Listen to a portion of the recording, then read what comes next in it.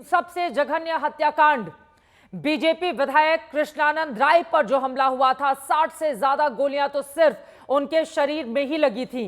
पीयूष राय उनके बेटे इस वक्त हमारे साथ मौजूद हैं। पीयूष की उम्र उस समय तकरीबन 17 साल थी।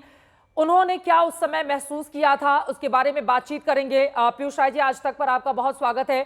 सबसे पहले तो आपकी प्रतिक्रिया मैं जानना चाहूंगी। अब चूंकि पोस्टमार्टम किया जा रहा है, लेकिन उसकी मौत को लेकर कई तरह के सवाल भी राजनीतिक दलों की ओर से उठाए जा रहे हैं। इसको किस तरह से देख रहे हैं आप?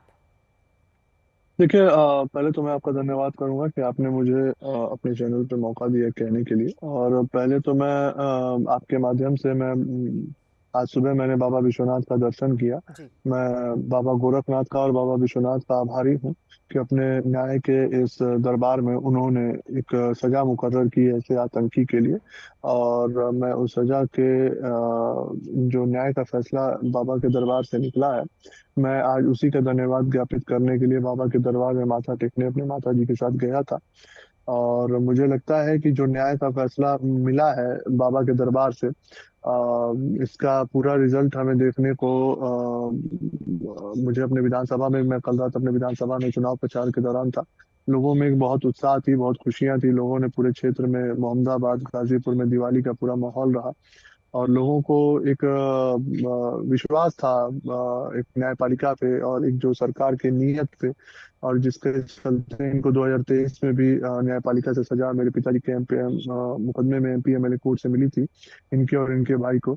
और आज जो भगवान पे भरोसा था लोगों को, मेरी माता जी को, जो अब 50 साल से बाबा विश्वनाथ की और अन्नपूर्णा देवी की, अन्नपूर्णा माता की जो भक्त रही, उनका विश्वास आज सार्थक हुआ। और वो हमेशा मुझसे कहती थी मेरे कम उम्र में कि अपने जब मैं कभी कभार कबो हतोत्साहित हो जाया करता था, तो माता जी हमेशा कहती थी कि न्यायपालिका के जो भी न्याय प्रक्रिया है उसमें हम लोगों को हमेशा एक सतत प्रयास करते रहना है। लेकिन जिस दिन भगवान की लाठी चलेगी उसके में आवाज नहीं होगी, लेकिन गूंज पूरा देश देखेगा। और वो आज गूंज पूरा देश देख रहा है। 2005 29 नवंबर को आपके पिता की हत्या की गई थी, उनको घेर कर गोलियां बरसाई गई थी। उस समय की क्या यादें हैं जिसको आप हमारे दर्शकों के साथ साझा करना देखिए, चाहेंगे? उस समय की यादें तो वही हैं जो आज इनके बच्चों को महसूस हो रहा होगा। और यादें कोई सुखद यादें नहीं है। 17 साल की उम्र में मैंने अपने पिता को खोया था। उस समय मैं अपने क्लास 12th में था। और मेरा मानना है कि किसी भी बच्चे के लिए उसका बाप सब कुछ होता है, क्योंकि वो अपने बाप से सामाजिक दुनिया की जो भी शिक्षाएं हैं, जो भी डिसिप्लिन है, जो भी संस्कार है, वो सीखता है। और जो क्रूशियल टाइम था सीखने का, उसी टाइम पे मेरे पिताजी का साया मुझसे उठ गया। तो आज मेरा मानना है कि वो यादें मैं ना याद करके आज का जो सुखद पल है, और सबसे बड़ी बात कि रमजान के इस महीने में ये सुखद पल आया है। कई मेरे ऐसे मित्र हैं जो जो भी इनसे प्रताड़ित हैं, अपने रमजान की दुआओं में अपने अल्लाह से वो उम्मीद किए थे कि इनके खिलाफ सख्त से सख्त कार्रवाई होगी। तो मुझे लगता है कि रमजान के महीने में ये फैसला आना कहीं ना कहीं ये बताता है कि अल्लाह को भी मंजूर इनके आतंक पर नहीं था। और आज ये अपने आतंक का जो कर्म किए थे उसका भुगतान पे अपना उन्होंने भोगा। पीयूष जी, ये सवाल मैंने आपसे इसलिए पूछा क्योंकि राजनीतिक दलों की ओर से जो प्रतिक्रियाएं सामने आ रही हैं, बीजेपी को छोड़कर सभी उनकी मौत को लेकर सवाल पूछ रहे हैं। यूपी सरकार पर सवाल खड़े किए जा रहे हैं।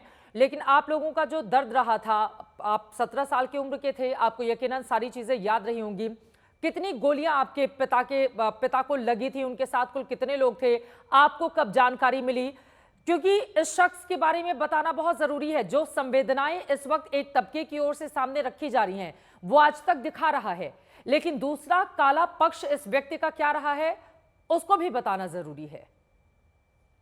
देखिए, जब 29 नवंबर 2005 को मेरे पिताजी की जब हत्या हुई, तो आप ये समझ लीजिए कि करीब 400 से ज्यादा गोलियां चली थी। और बसनिया चट्टी पे ये हत्याकांड को अंजाम दिया गया था। और आप उम्मीद करेंगे कि जितनी गोलियां चली थी वहां से करीब 3.5 किलोमीटर दूर जाके वो गोलियां रिकॉयल करके एक छोटी सी बच्ची को भी लगी थी। वहाँ एक स्कूल भी है, वहां से करीब 2.5 किलोमीटर, जहाँ पे ये मेरे पिताजी का घटनाक्रम हुआ था। आज वहाँ पे एक स्तंभ है हमारे पिताजी के नाम से।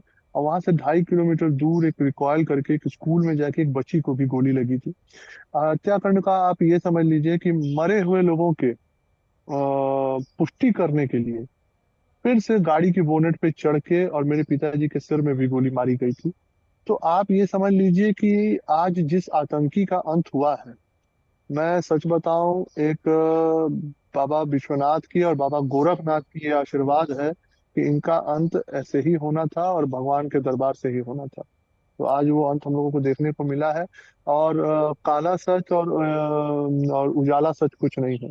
एक समाज में जब आप समाज के एक आतंक के रूप में जब आप एक पर्याय बन जाते हैं और किसी सरकार के परिसर पे संरक्षण में आप अपने आतंक के आखिरी पड़ाव तक पहुंच जाते हैं, तो निश्चित तौर पे एक ऐसा अर्जुन हो या एक ऐसा अश्वत्थामा हो या एक ऐसा अभिमन्यु होगा जो आएगा और उस पूरे आतंक के साम्राज्य को खत्म करेगा। और मेरा मानना है कि आज उसी रूप में बाबा गोरखनाथ के ही शिष्य इस प्रदेश में है, जिन्होंने जीरो टॉलरेंस की नीति इस पूरे प्रदेश में लागू कर रखी है। अपने सरकार की नीतियों का और अपने इस माफियाओं के खिलाफ जो साफ नीयत है, साफ इरादे हैं इनके खिलाफ, वो स्पष्ट कर रखे हैं। इसके चलते ये माफिया या तो जेल में है या तो इस जमीन से ऊपर उठ के भगवान के पास है। तो आज उसी का नतीजा सबको देखने को मिल रहा है। जिस समय आपके पिता की जान ली गई थी, आप 17 साल के थे, कई गोलियां खुद उनके शरीर में लगी थी और इतने सालों की लंबी लड़ाई के बाद भी आप लोग जो सजा चाहते थे मुख्तार अंसारी के लिए, वो सजा नहीं मिली। 2 मामलों में उसको उम्र कैद जरूर मिली, लेकिन वो दोनों ही मामले कृष्णानंद राय हत्याकांड से जुड़े हुए नहीं रहे। आप लोगों को अपनी जिंदगी कैसे, क्योंकि उस समय मुलायम सिंह यादव की सरकार थी, कहा जाता रहा है कि मुख्तार अंसारी को पूरा का पूरा वरद हस्त प्राप्त था, उसको बचाने में भी सरकार की बड़ी भूमिका थी। आप लोगों ने अपने आप को कैसे महफूज किया, क्योंकि जान का खतरा तो आपके परिवार वालों पर भी उस वक्त बना रहा होगा। जी बिल्कुल। उस समय तो ये सरकारी तंत्रों का उपयोग करके हम लोगों को डराने धमकाने का, मेरे परिवार को, मेरी माता जी को, हम लोगों को डराने धमकाने का काम ये करते थे, सरकारी तंत्रों के माध्यम से, खुद के अपने लोगों के माध्यम से। लेकिन जब आप किसी आतंकी के खिलाफ लड़ते हैं और अपना सर्वोच्च एक बार जब खो चुके होते हैं, तो आप इतने निडर हो चुके होते हैं कि आप अंजाम का नहीं, अपने मार्ग का ही बारे में सोचते हैं। तो हम लोगों का उस समय मार्ग क्लियर था कि हमें न्यायिक व्यवस्था में जाके इनके खिलाफ लड़ाई लड़नी है और भगवान का इंतजार करना है कि कभी एक ऐसा व्यक्ति आएगा जो एक ऐसे व्यवस्था और ऐसे साफ नीयत के साथ आएगा, ऐसे साफ नीयत की सरकार लेके आएगा कि इन अपराधियों का खात्मा एक ना एक दिन होगा। और ऐसे साफ नीयत के ही हमारे पूजनीय महाराज योगी आदित्यनाथ जी हैं, जो जिन्होंने ये स्पष्ट कर दिया कि किसी भी माफिया के खिलाफ जो उनके अपराध के खिलाफ जो जीरो टॉलरेंस की नीति है, वो पूरे प्रदेश में ऐसे कड़ाई से लागू कराया कि आज उसका रिजल्ट हम सबको देखने को मिल रहा है।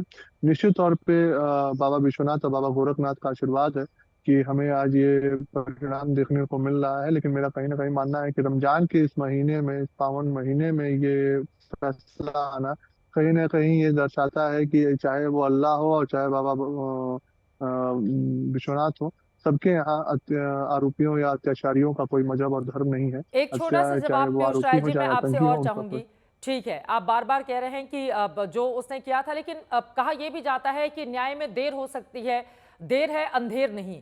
लेकिन अगर कृष्णानंद राय हत्याकांड के मामले को हम उठाकर देखें, सिर्फ 10 साल की सजा मिली थी मुख्तार अंसारी को इस मामले में। ठीक है। देखिए, न्यायपालिका की सबसे बड़ी खूबसूरती ये है कि ये हमारे और आपके मन से नहीं चलती है, ये साक्ष्यों पे चलती है। 2019 में उसी सीबीआई कोर्ट से इनको बरी कर दिया गया था, क्योंकि सपा के शासन में इन्होंने कई गवाहों को डरा धमका के उनके बच्चों का के गवाह बदले थे। लेकिन वही शासन सत्ता जब बदली, एक नेक व्यक्ति ने, एक ईमानदार व्यक्ति ने जब इस उत्तर प्रदेश की सरकार पे अपना कमान संभाला, तो एक साफ नियत का ही नतीजा रहा कि 2023 में एमपी एमएलए कोर्ट में इनको सजा सुनाई गई। वैसे ही अन्य केसों में जहां ज्यादा बर्बरता थी, उनको आजीवन कारावास हुआ।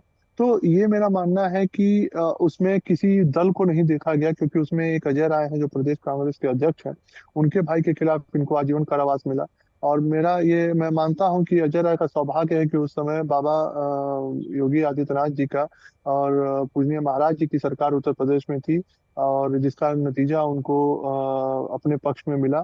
अगर यही सपा शासन या कोई और शासन रहा होता जिसमें अपराधियों को परिश्रम मिला था, तो शायद वो भी इस तरीके की अपेक्षा नहीं करते।